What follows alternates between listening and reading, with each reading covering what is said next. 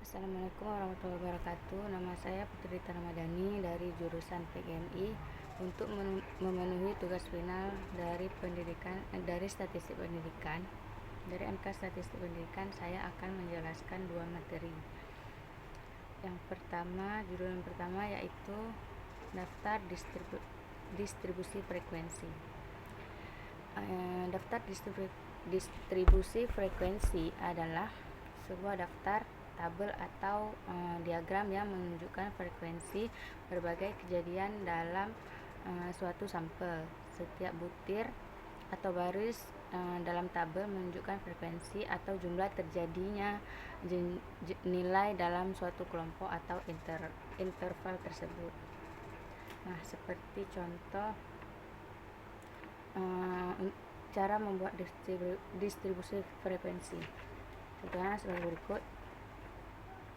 Nah, di sini ini cara membuat tabel distribusi frekuensi.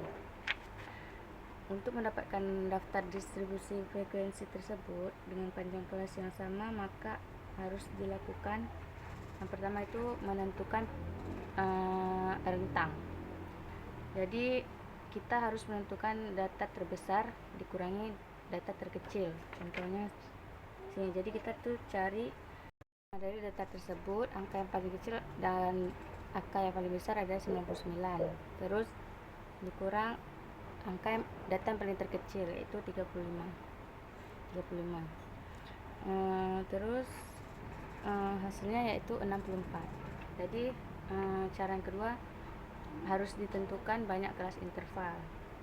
Banyaknya kelas itu seperti ini, 1 ditambah 3,3 dalam kurung log M.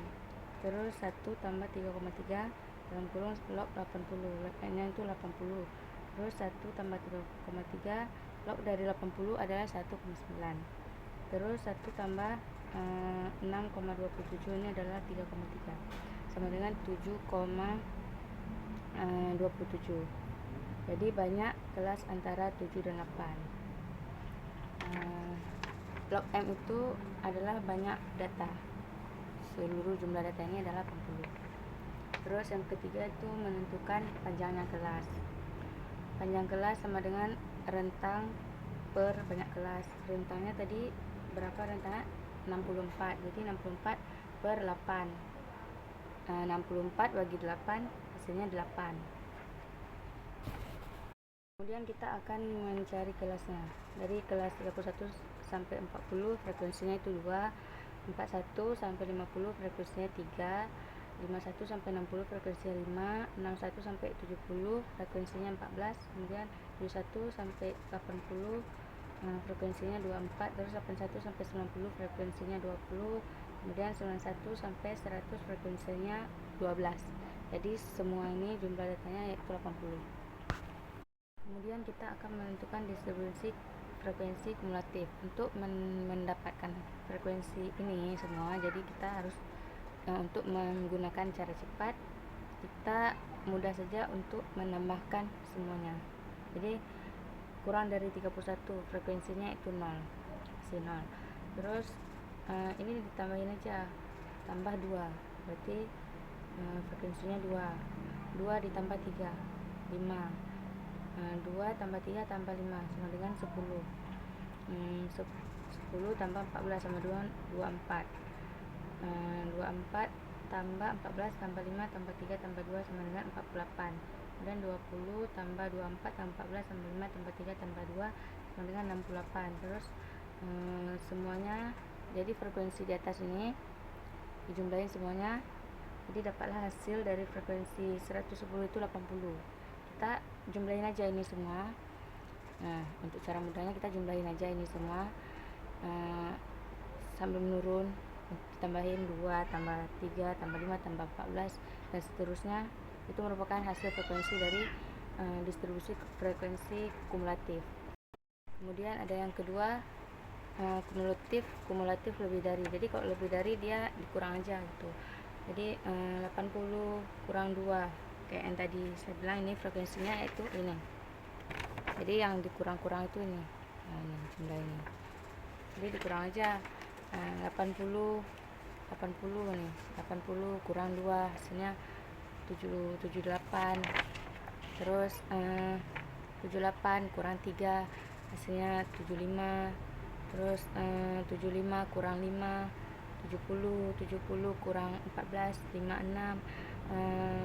56 kurang berapa? Kurang 24 32. 32 kurang 20 12. 12 kurang 12 sama dengan 0. Jadi ini frekuensi dari distribusi kumulatif lebih dari. Kemudian ada judul materi yang kedua. Ini adalah materi setelah UTS. Judulnya yaitu distribusi normal Z.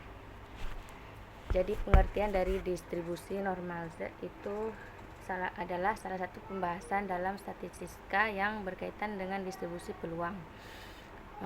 Distribusi normal Z ini merupakan salah satu jenis distribusi dengan variabel acak yang kontinu.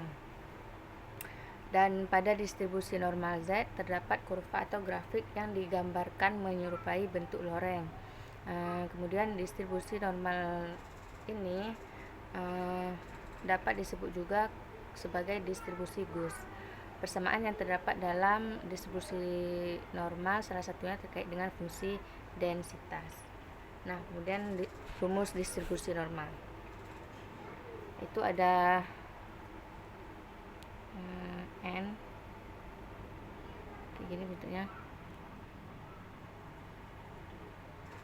Ini adalah konstanta dengan nilai 3,141 dan 59. Kemudian ada E. Ini E. Kemudian ada E itu adalah bilangan eksponensial. Kemudian ada ini merupakan rata-rata mean dari data. Kemudian ada ini merupakan ini yang terakhir merupakan simpangan baku data berdistribusi normal. Kemudian nilai Z dapat dihitung dengan rumus berikut. Ini adalah rumus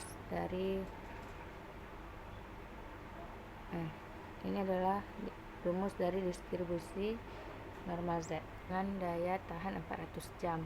Kemudian jika simpangan baku 20 jam, berapa peluang baterai tersebut hidup antara 400 hingga 433,4 jam.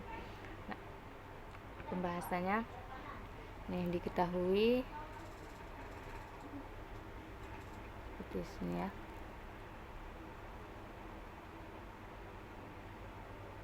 Ini adalah pembahasannya. Saya akan menjelaskan satu-satu. Jadi pembahasannya ditulis dulu rumusnya, F dalam kurung X 1 per rumusnya dimasukkan, kemudian diketahui daya tahan baterai tadi 400 jam, kemudian simpangan bakunya 20 jam dikali 1 sama dengan 400, kemudian kali 2 sama dengan 434,4 jam. Ditanya tadi berapa peluang baterai tersebut hidup antara 400 hingga 434,4 jam. Mana jawab. Jadi di sini ditulis ini cara mencarinya.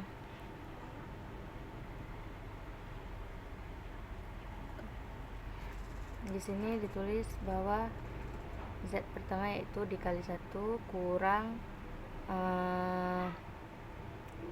kurang simpangan baku, kemudian 400 jam kali 434,4 jam. Daerah ini bisa dilihat melalui kurva yang diarsir. Saya akan memperlihatkan kurvanya.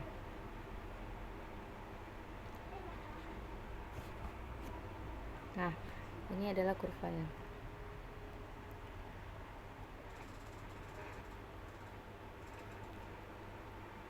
Ini adalah gambar kurvanya. Jadi untuk nilai yang terlihat di tabel adalah daerah antara 0 dan 1 yang nilainya 0,3413. Sementara untuk daerah Z lebih kurang dari -1 adalah daerah yang diarsir hijau.